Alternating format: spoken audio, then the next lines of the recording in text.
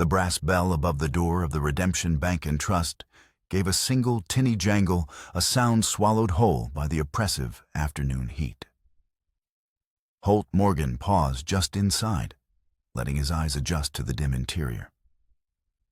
At 62, the glare of the Arizona sun was a harsher enemy than it had once been.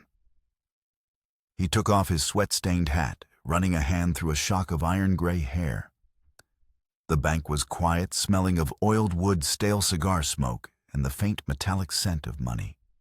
Only 2 other customers stood in the short line before the teller's cage, a rancher's wife, clutching a small drawstring purse, and a young homesteader, his face a roadmap of anxiety. Holt took his place behind them, the small canvas bag in his hand, feeling heavier than its contents warranted. It held the proceeds from the sale of 3 head of cattle, not a fortune, but enough to see him through the winter. He was a man accustomed to solitude, and the forced proximity of even this small crowd felt unnatural. His eyes, the color of a stormy sky, scanned the room out of habit, cataloging exits, faces, and potential threats. It was a reflex carved into him by decades of living on the edge of civilization, a time when he had been both its instrument and its adversary. The teller, a young man with a wispy mustache and a perpetually nervous tic, counted out the homesteader's coins with painstaking slowness. The air grew thick with waiting. Holt shifted his weight, his bad knee throbbing a dull complaint.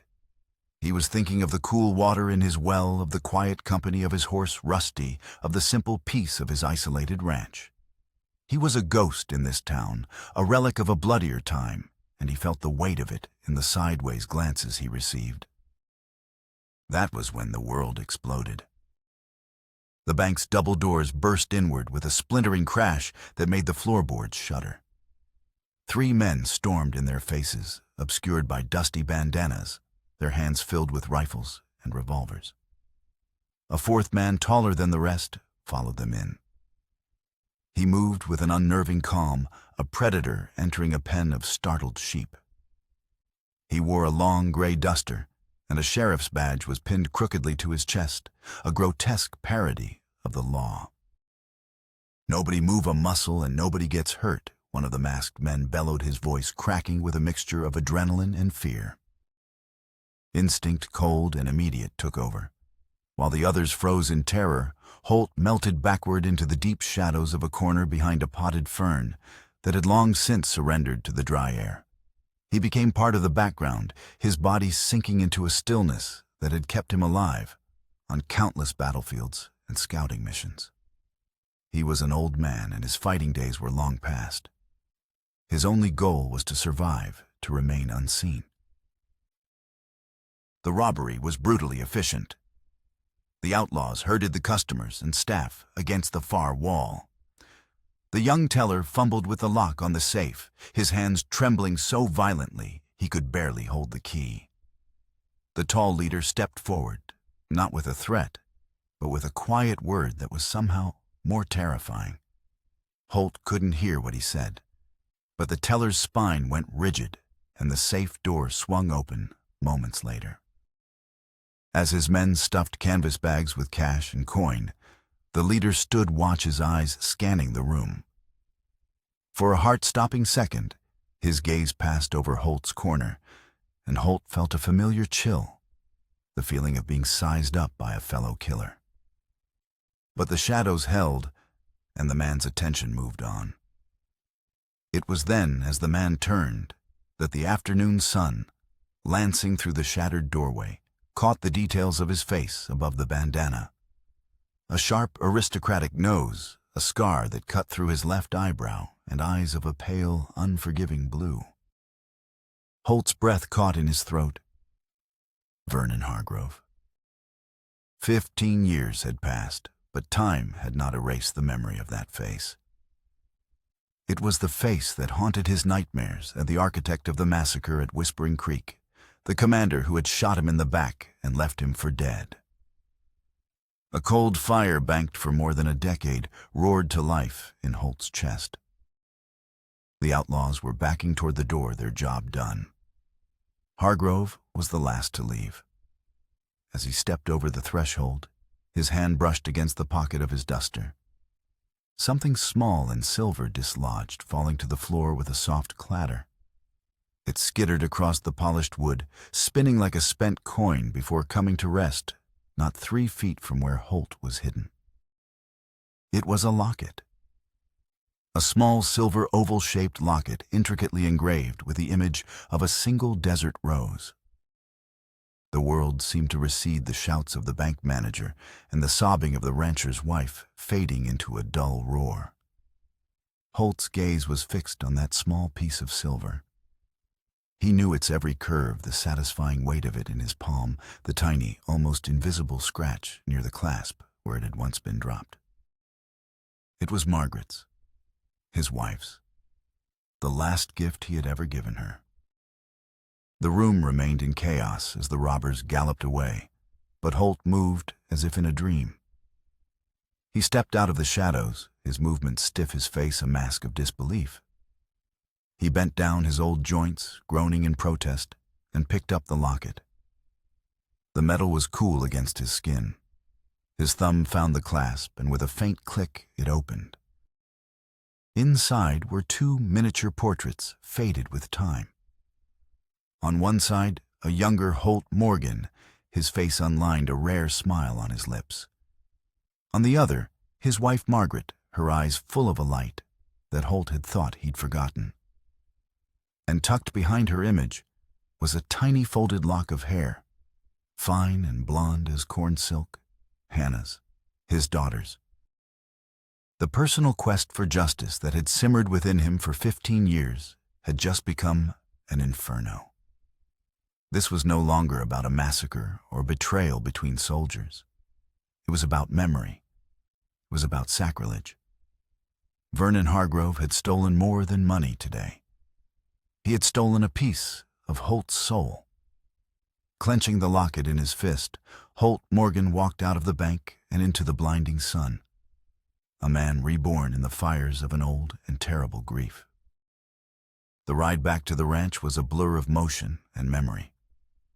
The red sand of the territory normally, a familiar comfort, glowed like embers under the setting sun, each grain a spark of the fury building inside him. Rusty, his sturdy chestnut Mustang, sensed his master's turmoil, his gait tense and uneven. Holt barely noticed. He was riding through a landscape of the past, a territory of ghosts and regrets, with the silver locket burning a cold spot in his pocket. His cabin stood alone on a small rise, a testament to a life of self-imposed exile.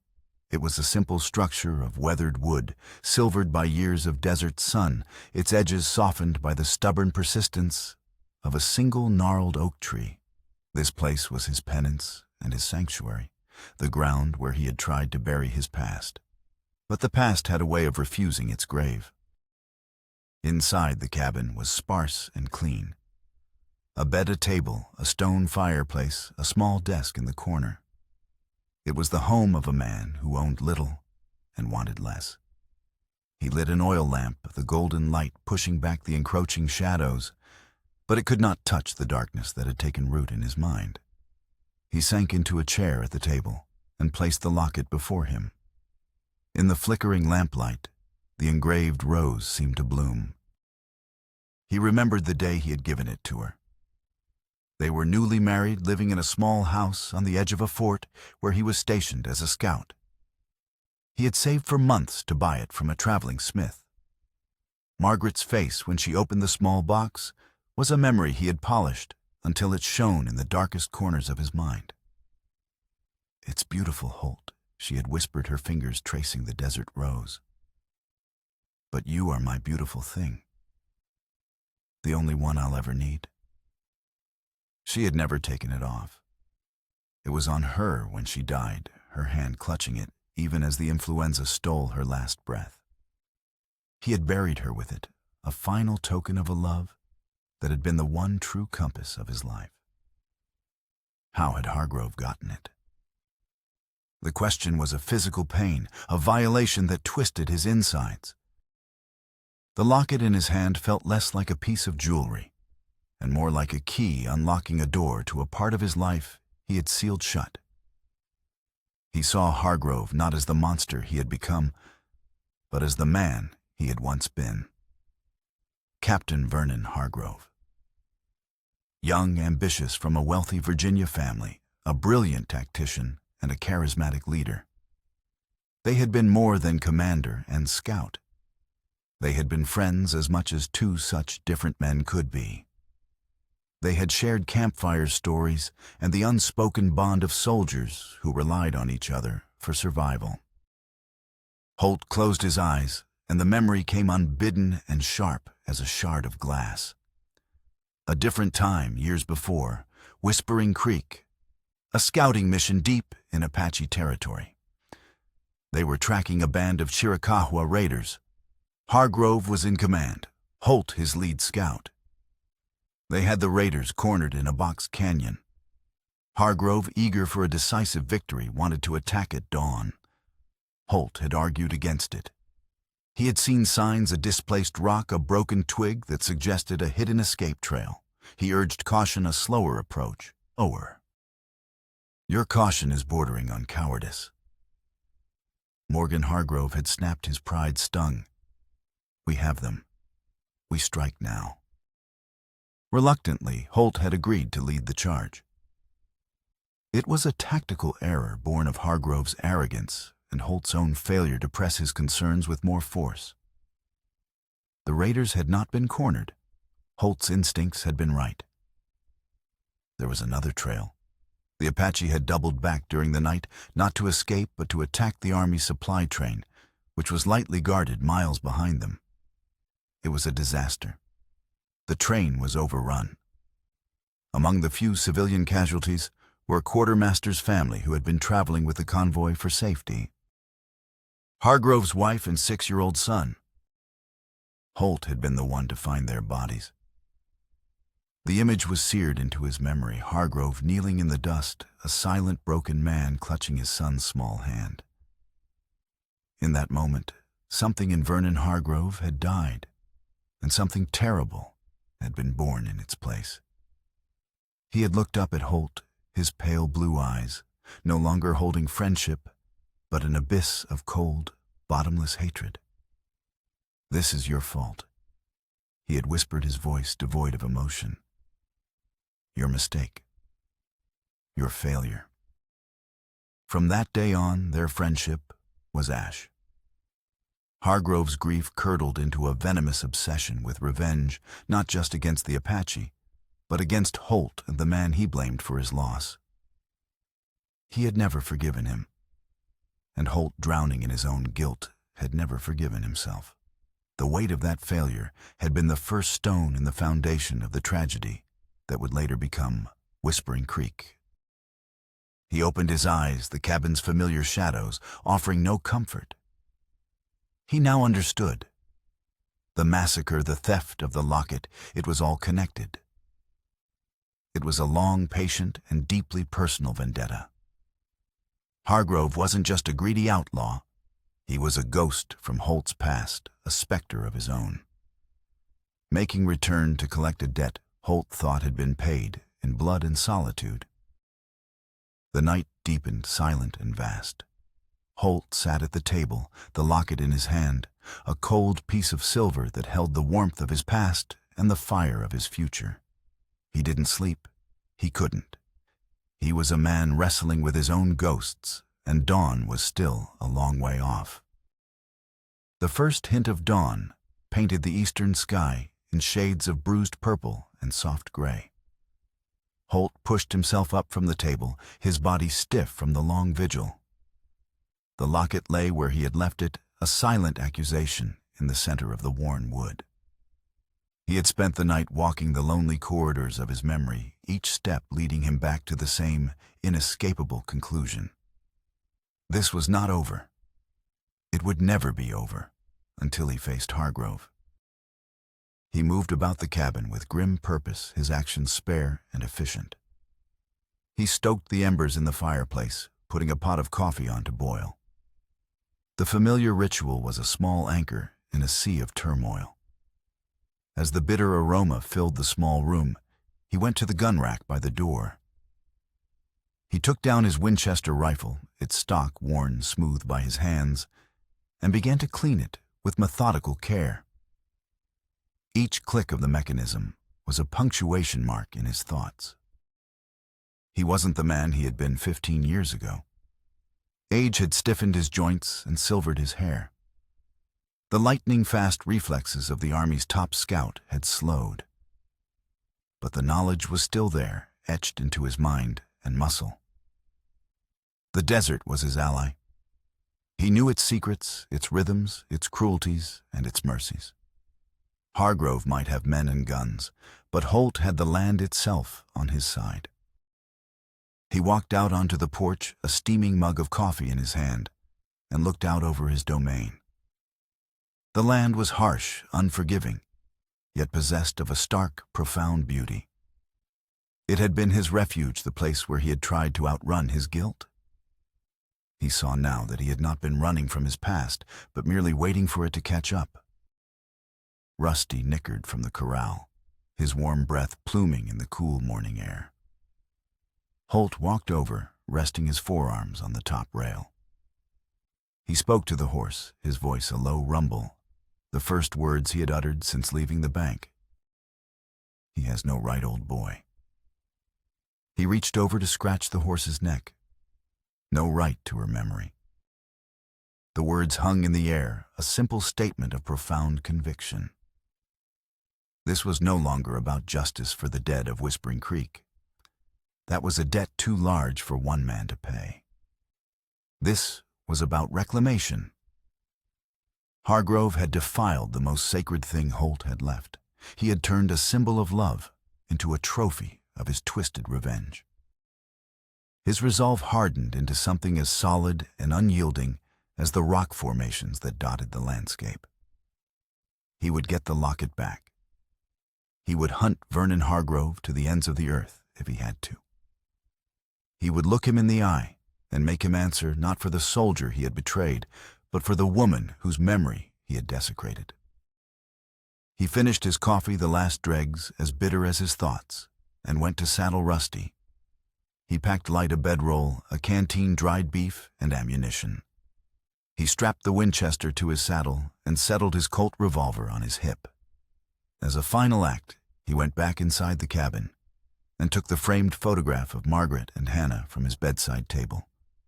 He carefully wrapped it in a piece of oilcloth and tucked it deep inside his saddlebag. He was taking them with him. Mounting his horse, he took one last look at the small cabin, the home that had been his shield against the world for so long.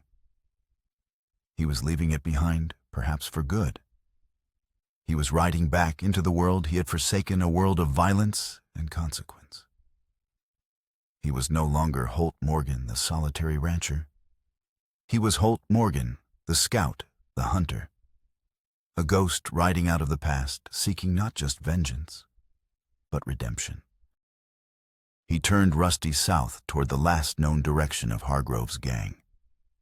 The rising sun was at his back, casting his long shadow before him, a dark finger pointing the way across the unforgiving desert. The trail was 3 days old, but Hargrove, for all his cunning, was a creature of habit. Holt found the tracks leading away from redemption just where he expected, heading southwest toward the broken lands near the border, a maze of canyons and badlands where a man could disappear. The personal urgency of his mission sharpened his senses to a razor's edge. Every overturned stone, every bruised piece of sagebrush spoke to him.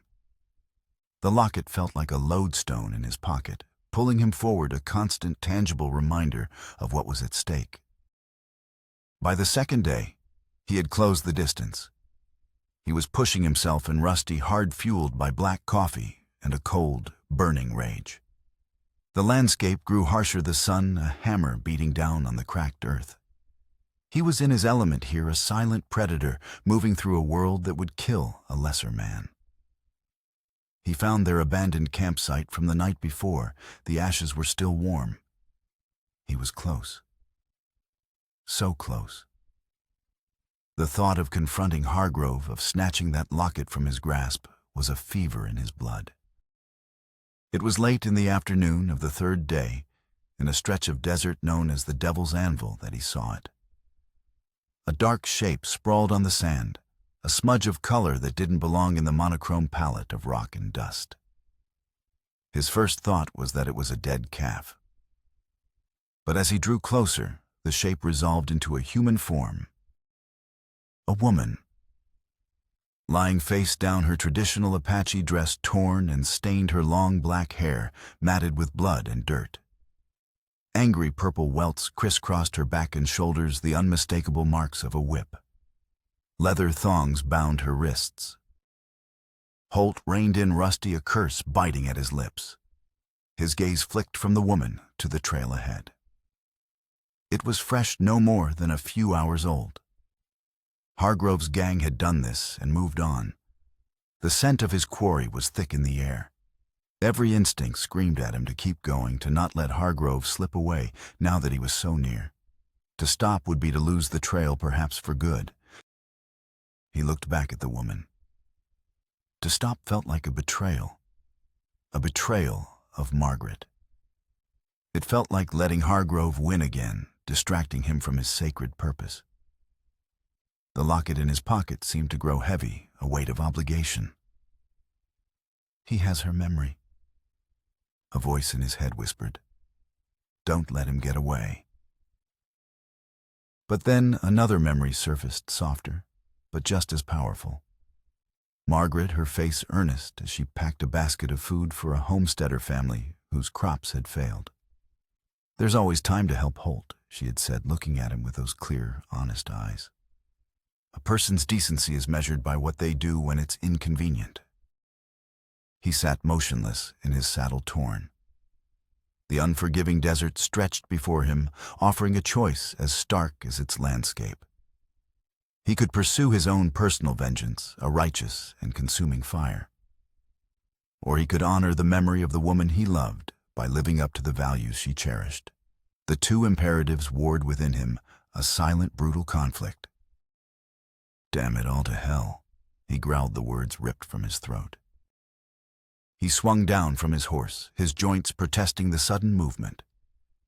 He knelt beside the woman, his movements rough with frustration, and gently turned her over. Her face was strong-featured, caked with dust and bruised, but alive. Her breathing was shallow, a faint flutter against his calloused fingers as he checked for a pulse at her neck. It was there, a weak but stubborn thread of life. He looked up, back toward the trail. The wind was picking up, whispering across the sand, already beginning to soften the edges of the hoofprints. In an hour, they would be gone. Hargrove would be gone. Holt closed his eyes for a moment, a muscle working in his jaw. He made his choice. It was not the choice the hunter in him wanted to make, but it was the one Margaret's husband had to. He drew his knife and sliced through the leather bindings on her wrists. With a grunt of effort that spoke of his age and his weariness, he hoisted the unconscious woman over his shoulder and carried her to his horse. He draped her across the saddle, her dead weight a new and unexpected burden. "Sorry, Rusty," he murmured, swinging up behind her. "Looks like the hunt will have to wait." He took one last long look in the direction Hargrove had gone, a look filled with frustration and a strange, grudging sense of peace. Then he turned his horse and began the slow ride back toward his ranch. He was abandoning a fresh trail, letting his enemy get away. But in choosing to save this unknown woman, he had taken the first step on a different path. Not the path of vengeance, but the harder, steeper path of redemption. For 3 days, Holt's cabin became a sick room. The Apache woman, whose name he did not yet know, drifted in and out of a feverish delirium. Holt tended to her with a gentle competence learned on forgotten battlefields. He cleaned her wounds, forced water and thin broth between her cracked lips, and sat through the long nights, placing cool cloths on her burning forehead. In her fevered state, she spoke in a torrent of Apache, her words sharp with pain and anger. Holt, whose knowledge of the language was rusty but functional, caught fragments about betrayal, a man named Mikado, and a place called Whispering Creek. The name sent a familiar chill down his spine. On the fourth morning, the fever broke. Holt awoke in his chair to find her watching him, her dark eyes clear and alert. There was no fear in them, only a deep, assessing weariness. "You are Holt Morgan," she said, her voice a dry rasp. It was a statement, not a question. "I am," he replied, surprised she knew his name. "My people have stories of you," she said, slowly pushing herself into a sitting position. The gray wolf who turned against his own pack at the river of screaming ghosts. Whispering Creek, that was what the Apache called it. "The stories are true," he said quietly. She studied him for a long moment. "Why did you save me?" "It seemed like the right thing to do." A ghost of a smile touched her lips. "That is not an answer a white man usually gives." She looked down at her bandaged wrists, then at the clean shirt he had given her. "I am in your debt. My name is Ayasha." Over the next few days, as her strength returned, they established a tentative truce. Ayasha spoke of her life, of being a medicine woman, for her people the Chiricahua. She spoke of the massacre at Whispering Creek from the other side. Her older sister and her family had lived there. She had been away training in the mountains. When she returned, she found only ash and bone.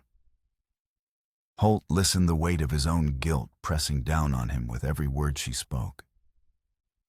He wanted to confess his role, to tell her the whole truth, but the words wouldn't come. The shame was a stone in his throat. Her own story was one of betrayal. A rival warrior, Mikado, had consolidated power after her brother, the chief, was killed in a hunting accident. Mikado, threatened by her influence as a healer, had branded her as cursed and had her exiled, beaten, and left to die in the desert. He saw the deep wounds she carried were not just on her back. They were soul deep, just like his own. "These men who left you," Holt asked one evening as they shared a simple meal. "Were they led by a tall man with a sheriff's badge?" Ayasha's eyes narrowed. "Yes." He did not speak, but he watched. His eyes were like winter ice. "Mikado gave me to them as a gift." The connection solidified a cold, hard knot in Holt's stomach. Hargrove was now allied with the very people he had once slaughtered, using their internal conflicts to his advantage. Ayasha's injuries needed more than his rudimentary skills and dwindling supplies could offer. Her shoulder was badly bruised, and he worried a bone might be broken. "We need to go to Redemption," he announced one morning. "There's a woman there, Ruby Wilson. She runs the general store. She's tough but fair. She'll help you. And I need to find out what Hargrove is up to." Ayasha was wary, but she agreed. The ride into town was tense. Ayasha wore one of Holt's old hats, its wide brim obscuring her face, but she drew stares nonetheless. Redemption was not a place that welcomed Apache. Ruby Wilson was a woman carved from the same tough wood as the desert itself. In her late 60s, with silver hair pulled back in a severe bun and eyes that missed nothing, she ran her store with an iron will. She was an old acquaintance of Holt's, one of the few people in the territory who knew a little of his past and didn't judge him for it. When Holt walked in with Ayasha, Ruby's expression didn't flicker. She took in Ayasha's injuries with a practiced eye, then looked at Holt. "Trouble finds you even when you ain't looking for it, doesn't it, Holt?" she said, her voice dry as dust. "Seems that way, Ruby. She needs help. A place to stay where she'll be safe." Ruby looked from Holt to Ayasha, then nodded once. "I've got a room in the back. Doc Miller owes me a favor. I'll have him take a look at her." She turned to Ayasha. "You'll be safe here, girl. No one messes with me or mine." With Ayasha settled, Holt set about gathering information. He found Jack Hollister, a cattle baron, with a sprawling ranch north of town, nursing a whiskey in the saloon. Hollister was a straight-backed man whose face was a testament to a life lived under the sun. Morgan Hollister greeted him, his surprise evident. "Thought you'd gone to ground for good." "I'm around," Holt said, pulling up a chair. "Heard you've got a new sheriff." Hollister snorted into his glass. "Hargrove. Calls himself sheriff, but he's nothing but a glorified gangster. Rode in a month ago with a dozen hired guns and a piece of paper he claims is a territorial commission. He's been squeezing every rancher and businessman in the county for protection money since. And people are paying. What choice do they have? The man's backed by guns and the semblance of law. Anyone who pushes back finds their cattle missing or their barn burning down." Hollister's eyes hardened. "He's a cancer on this land, Holt. And he's got some kind of deal with a faction of the Chiricahua. A nasty piece of work named Mikado." Holt's suspicions were confirmed. Hargrove wasn't just passing through, he was building an empire. He left the saloon, his mind racing, and was heading back toward Ruby's when he was intercepted. A man stepped out of an alley, blocking his path. He was handsome in a cruel way, dressed in black, a pearl-handled revolver riding high on his hip. Holt recognized him from the bank. "Morgan," the man said, a smirk playing on his lips. "Preston Reed. The boss said I might run into you. He sends his regards." "I'm sure he does," Holt said, his voice flat. He kept his hands away from his own gun, his posture deceptively relaxed. "He also said to tell you to stop sniffing around his business. You had your time. It's over. The territory has moved on." Reed's eyes were cold and empty. He took a step closer, lowering his voice. "Hargrove always said you had a habit of getting other people's families killed. I'd hate to see that unfortunate habit extend to the good people of Redemption, or that new Apache friend of yours." The jab was deliberate, a poisoned dart aimed at the heart of Holt's oldest wound. For a split second, the scout, the killer he had once been, surfaced. His hand twitched, but he held it in check. A gunfight in the middle of town would solve nothing. "You give Hargrove a message for me." Reed, Holt said, his voice a low growl. "Tell him I'm coming for what's mine, and I'll see him in hell before I let him have it." He sidestepped the gunman and continued down the street, feeling Reed's eyes on his back. The confrontation had drawn a line in the sand. As he reached the stables to check on Rusty, he heard a sound, a small frightened whimper from the hayloft.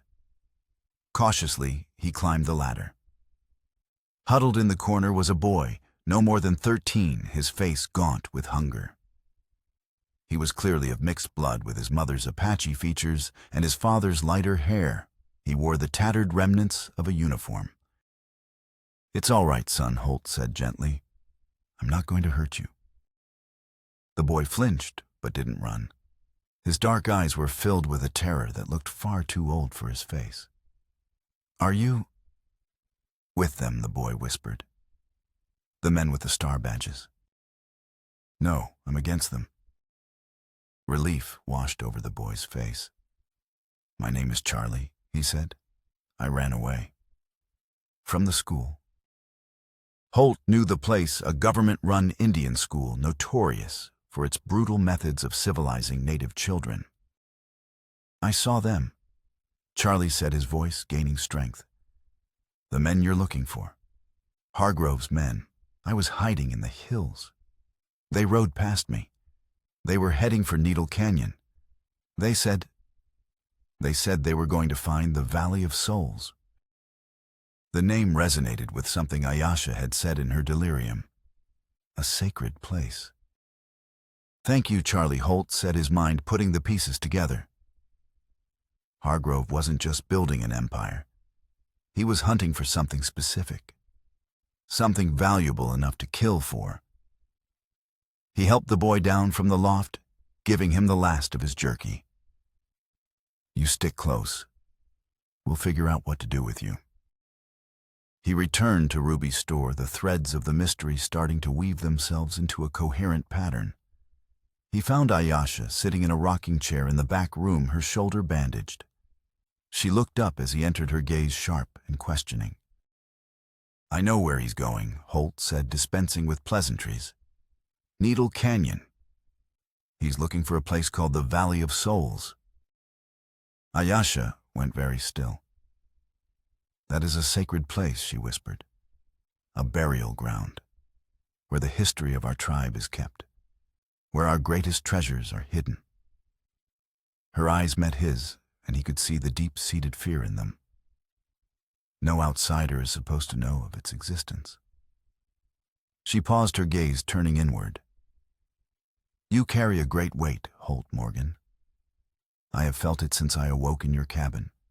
A guilt connected to my people, to Whispering Creek." "I was there," Holt admitted, the words tasting like ash. "You were a gray wolf," she said, her voice flat. "A butcher of my people." "Yes." The single word was the hardest thing he had ever said. "But the stories say you turned, that you were shot for trying to save us." She leaned forward, her eyes boring into his. "The story feels incomplete. There is more you are not telling me. A deeper reason for your hunt.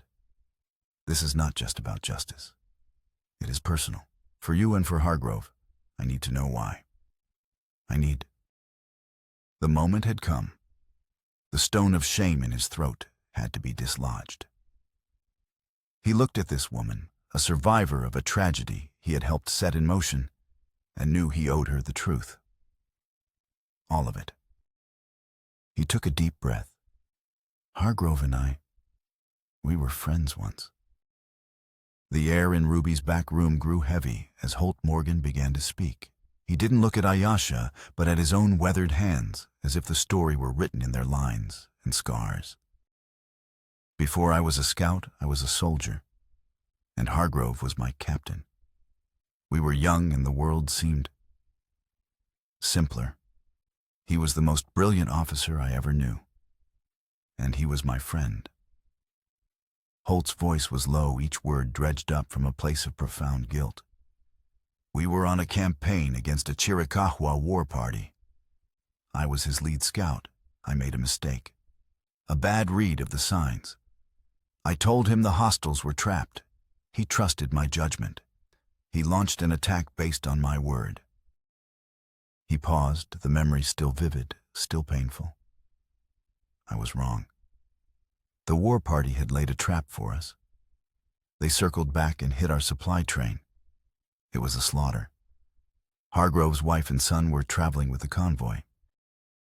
Ayasha's sharp intake of breath was the only sound in the room. "I was the one who found them." Holt continued, his voice thick with emotion. "When he saw what had happened, something inside him shattered. He looked at me, and the man I knew was gone. In his place was something else, something cold and broken. He blamed me, and he was right too. It was my mistake." He finally looked up, meeting Ayasha's gaze. "He has hated me ever since. Whispering Creek. It wasn't my first failure. It was just my last." Ayasha was silent for a long time, her expression unreadable. "This explains his hatred for you," she said finally. "But it does not explain the massacre. Why my sister's village? Why murder women and children for treasure?" Because it was never about the treasure, Holt said, and now came the heart of the confession. And the truth he had pieced together over 15 years of lonely reflection and investigation. It was about revenge. A revenge so twisted and complete, it boggles the mind. He leaned forward, his eyes burning with the intensity of his conviction. The chief of the war party that killed Hargrove's family. His name was Black Eagle. After the raid, Black Eagle and his warriors disappeared back into the mountains. The army never caught him. But Hargrove never stopped hunting. Not for the army, but for himself. For years he used his position to gather intelligence to track Black Eagle's band. And he found them, Ayasha asked, her voice barely a whisper. He found where they had settled, where Black Eagle, now an old man, was the chief of a small, peaceful village, a village called Whispering Creek. Understanding dawned on Ayasha's face, followed by a wave of horror. No. Yes, Holt said grimly. Hargrove orchestrated the entire thing. He fabricated intelligence reports about hostile activity. He convinced the High Command that your sister's village was a threat that needed to be neutralized. He made sure it was his unit, the Grey Wolves, assigned to the mission. And he made sure I was part of it. The full, monstrous scope of Hargrove's plan settled over the room. He didn't just want to kill the man he blamed for his family's death, Holt explained, his voice cracking. He wanted to do it under the color of law. And he wanted the man he also blamed me to be his instrument. He wanted to destroy my soul, to make me a butcher, to force me to participate in the slaughter of innocents, all to settle his own personal score. The treasure was just a cover story, a bonus. The real prize was his vengeance, on Black Eagle and on me. Ayasha stared at him, her dark eyes reflecting a universe of pain. The story connected the two great tragedies of their lives, binding them together in a shared history of suffering orchestrated by one man's bottomless grief and hatred. The fight was no longer about land or gold. It was about two intertwined destinies, a cycle of vengeance that had begun with Holt's mistake years ago and had culminated in the ashes of her family's home. Suddenly, the door burst open. It was Charlie, his young face pale with fright. "Men are coming," he gasped. "Hargrove's men. They're putting up posters all over town." Holt and Ayasha followed him out to the main street. Nailed to a post was a freshly printed notice. At the top in bold letters were the words, "Wanted dead or alive." Below were crudely drawn likenesses of Holt and Ayasha. For treason against the territory, consorting with hostile savages, and murder. Holt read aloud, his voice dripping with irony. He looked down and saw a third drawing, that of a young boy. And for the Apache boy known as Charlie, accessory to the above crimes. A bounty. Hargrove had declared war. He was cutting them off, turning the entire territory against them, branding them fugitives. They were no longer hunters. They were the hunted. "We have to run," Ayasha said, her voice urgent. "There's nowhere to run where he won't find us." Holt replied, his mind already working, the old scout's instincts taking over. "We can't go back to the ranch. He'll be waiting. We have to disappear." Ruby came out of the store, a shotgun held loosely in her hands. "You heard the boy. You need to get out of here. Now. Hollister is gathering some of his men at his ranch. He's had enough of Hargrove, but it will take time. Until then, you're on your own." Holt nodded his thanks. He, Ayasha, and Charlie slipped out the back, heading for the stables. They were fugitives, a strange and broken family bound by a shared enemy. As they rode out of Redemption, heading for the cover of the Badlands, Holt knew this was no longer a simple quest. It was a fight for survival, for justice, and for the chance to break a cycle of vengeance before it consumed them all. Hargrove had made his move. Now it was Holt's turn. The desert became their sanctuary and their prison. For days they moved like ghosts through the broken land, avoiding trails, traveling by night, and resting during the brutal heat of the day. Charlie, who had grown up half wild in these hills, proved to be an invaluable guide, his knowledge of hidden waterholes and secret paths keeping them alive. They were a trio of outcasts, the disgraced scout, the exiled medicine woman, and the runaway orphan. The bounty on their heads had turned every distant rider into a potential threat. Every curl of smoke on the horizon a sign of danger. Hargrove's men were everywhere, sweeping the territory, their hunt relentless. On the third day, they were nearly caught. A patrol of 5 of Hargrove's deputies spotted them crossing an open mesa. The chase was desperate, a hard gallop across unforgiving terrain. Bullets kicked up dust around their horses' hooves. Holt's instincts screamed for them to split up, but he refused. They were in this together. They found refuge in a narrow canyon of red rock, a natural fortress Charlie knew from his childhood. The single entrance was a bottleneck they could defend.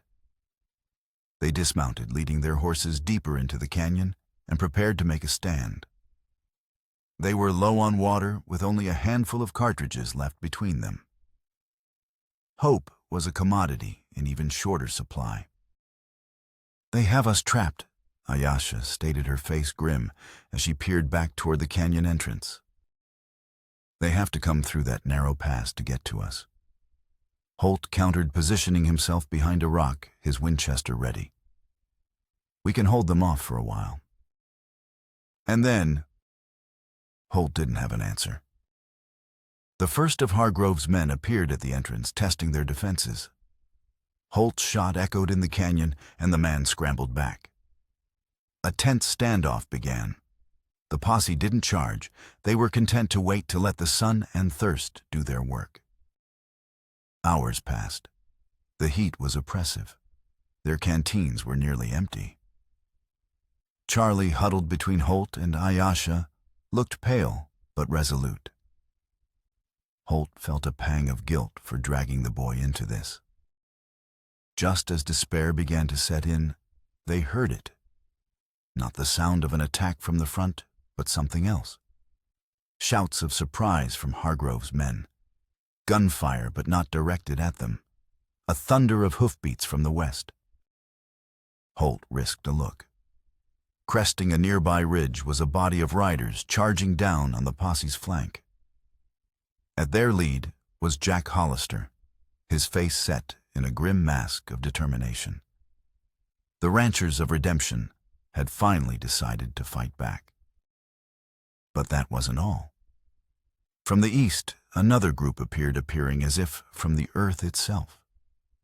They were Apache warriors, their faces painted for battle, moving with a silent, deadly grace. "My people," Ayasha breathed a look of disbelief on her face. The two groups converged on the unsuspecting posse, catching them in a devastating crossfire.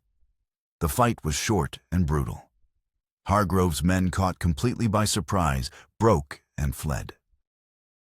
As the dust settled, the two rescue parties cautiously approached the canyon.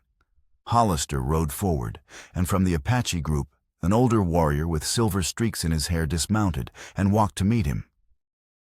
"That's my Uncle Kay," Ayasha said, her voice thick with emotion. She stepped out from their defensive position. "Uncle." The warrior turned his stern face, breaking into a rare smile. He embraced her, speaking rapid-fire Apache. Holt and Hollister met in the middle. "Glad we made it in time," the rancher said. "Hargrove finally pushed too far. After he put the bounty on you, he sent Reed to rough up Ruby for hiding you. It was the last straw." Kay joined them, his eyes sharp and intelligent. He looked from Hollister to Holt. "We were not here for you," he said in clear English, his tone not unfriendly, but direct. "We tracked the men who serve Hargrove. They have taken one of our elders, a wise woman named Nasha. They took her from a trading party 2 days ago." The final piece of the puzzle fell into place. The treasure, the Valley of Souls. Hargrove had the map, but it was likely written in ancient symbols. He needed a translator, a keeper of the tribe's stories. He had kidnapped Nasha to force her to lead him to his prize. The unlikely allies, ranchers, a disgraced scout, an exiled healer, and Chiricahua warriors gathered in the shade of the red rocks. They were from different worlds, with a history of blood and mistrust between them. But now, they had a common enemy. Hargrove had united them. "He is at Needle Canyon," Kay stated. "Our scouts have confirmed it. He and the trader Mikado prepare to enter the Valley of Souls." Then that's where we're going. Hollister declared, his voice ringing with conviction. Together. A murmur of agreement went through the assembled group. Holt looked at the faces around him, hardened ranchers standing shoulder to shoulder with Apache warriors they had once considered enemies. He looked at Ayasha, her fierce determination, a beacon of strength. He looked at Charlie, standing proudly beside Kay, no longer just an orphan, but a bridge between two peoples. The quest for a stolen locket had become something far greater. It was a battle for the soul of the territory itself.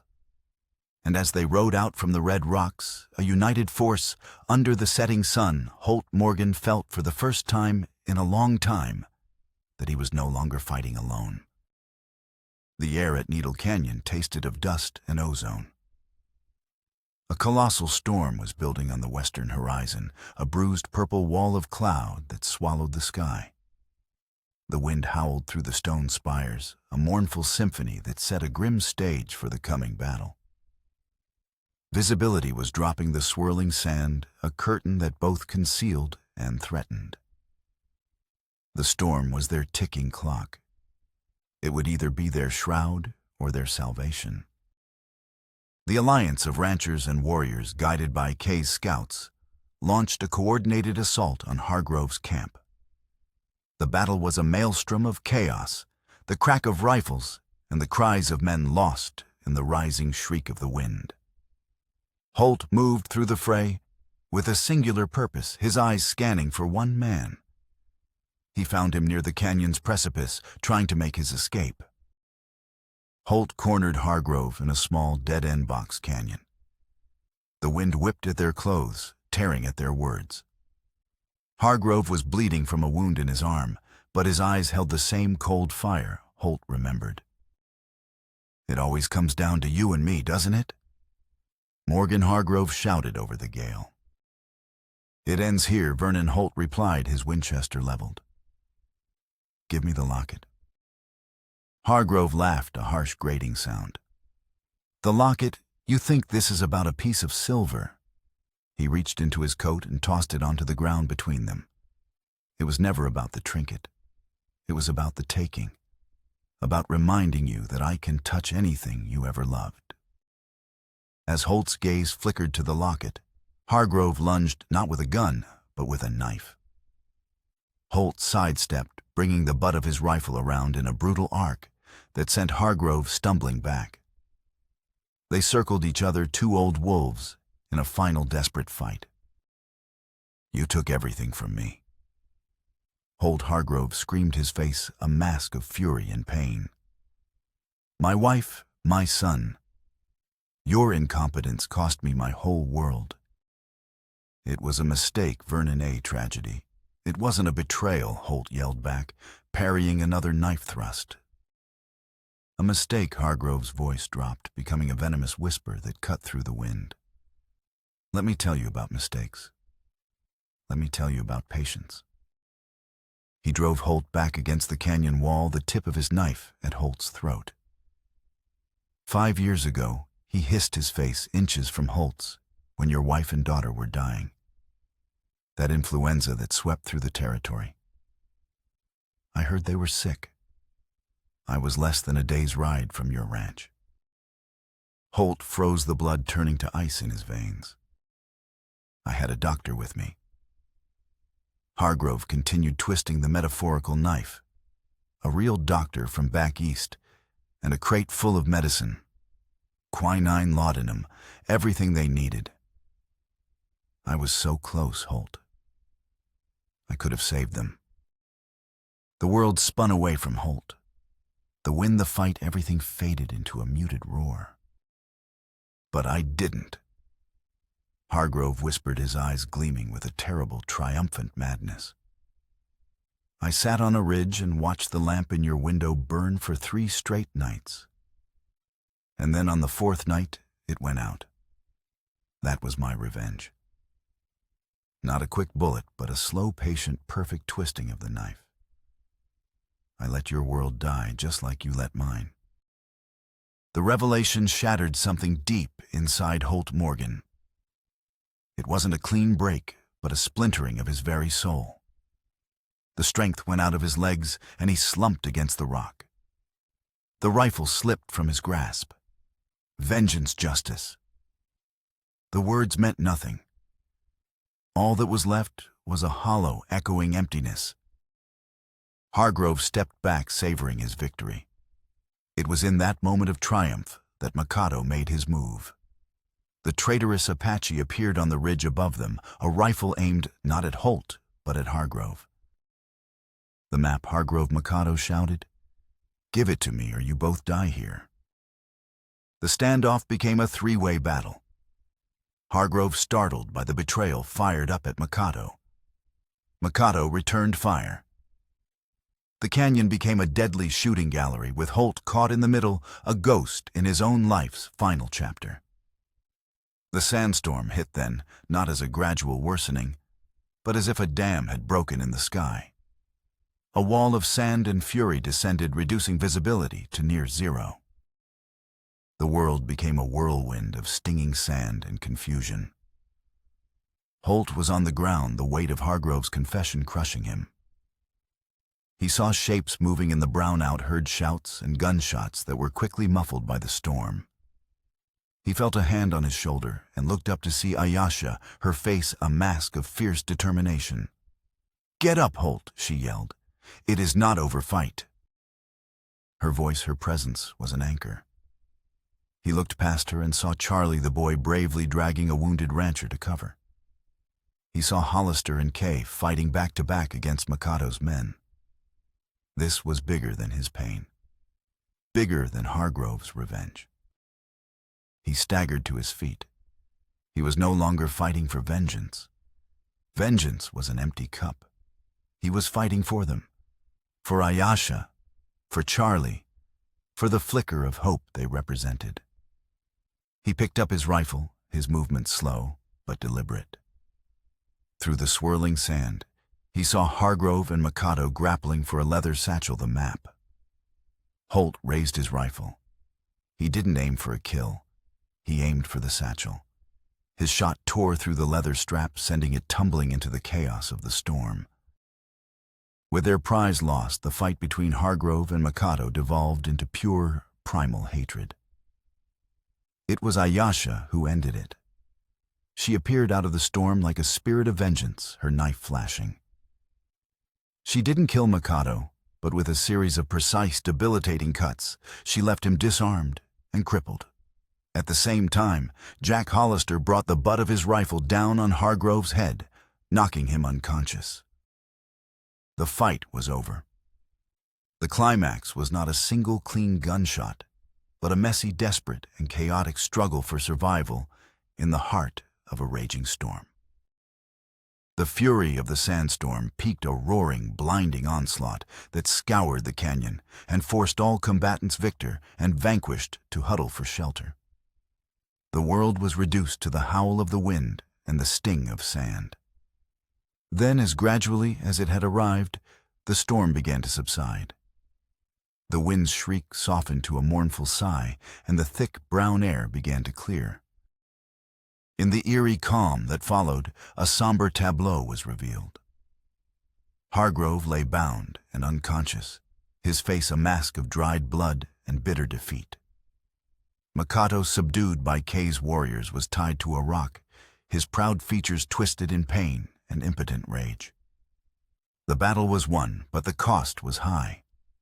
Wounded men, both ranchers and Apache, dotted the canyon floor. Holt Morgan lay near the canyon wall, where he had faced Hargrove, a spreading crimson stain on his side.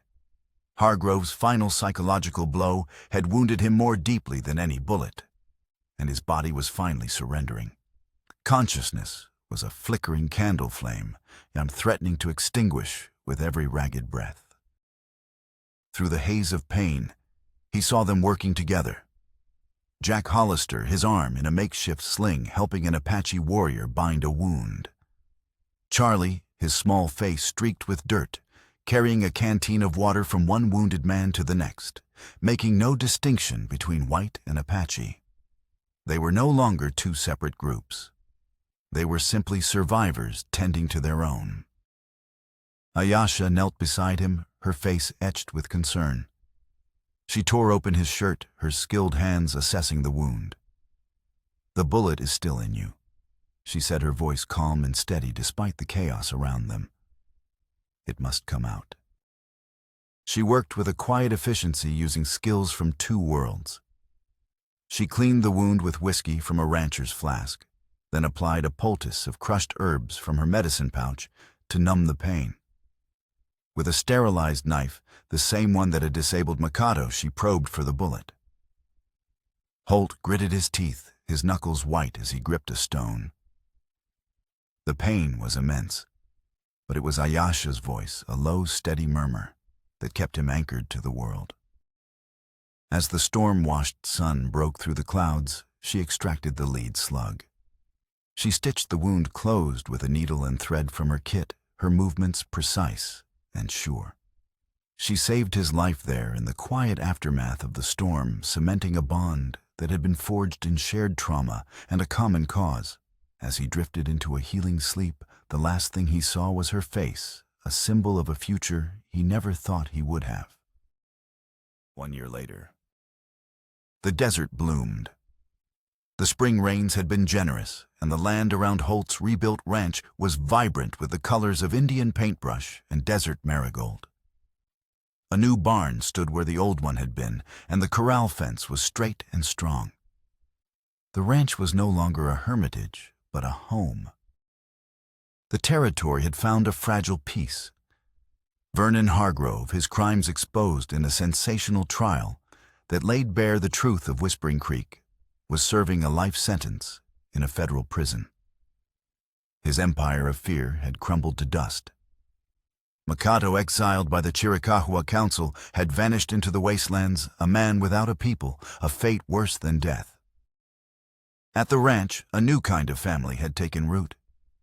Ayasha had become a respected healer, her knowledge sought by settlers and her own people alike. She was a bridge between two cultures, her quiet strength a source of wisdom for the community. Charlie, now 14, was a young man, caught between two worlds, but belonging to both. He attended school in Redemption, but spent his weekends at the ranch, learning the ways of a cattleman from Holt, and the stories of his ancestors from his great-uncle Kay, who was now a frequent and welcome visitor. Holt Morgan sat on his porch, watching Charlie expertly mend a piece of tack. The boy was quick and capable, his hands sure, his eyes bright with intelligence. The hollow emptiness that had resided in Holt for so long had been filled not by forgetting the past, but by building a future.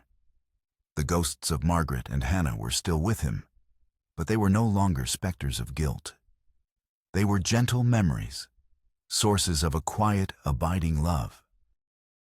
He reached into his pocket and pulled out the small silver locket. He had cleaned and polished it until it shone. He walked over to where Charlie was working. "I have something for you," Holt said, his voice a little rough. Charlie looked up, his expression curious. Holt pressed the locket into the boy's hand. "This belonged to my wife," Holt said softly. "It was the most precious thing I owned. For a long time, I thought it was just a token of a past I had lost, a reminder of all my pain and all my failures." He looked out over the blooming desert, then back at the boy. "But I was wrong. It's not about the past. It's a symbol of the love and the goodness that are worth fighting for. The kind of goodness you and Ayasha and all the good people who stood with us showed me still exists in this world." He closed the boy's fingers over the locket. "I want you to have it. Not to remember my ghosts, but to remind you of the family we've built here. To remind you that you are loved and that you have a future worth fighting for." Tears welled in Charlie's eyes. He looked down at the locket, then up at the old man who had become his father in all the ways that mattered. He didn't speak, but his look of profound gratitude and understanding said everything. He carefully placed the locket's chain around his neck, tucking it beneath his shirt, a new heirloom for a new generation. Holt placed a hand on the boy's shoulder. He had let go. The cycle of vengeance was broken. His quest had not ended with a bullet, but with an act of love. His redemption was not found in death, but in life. He had finally come home.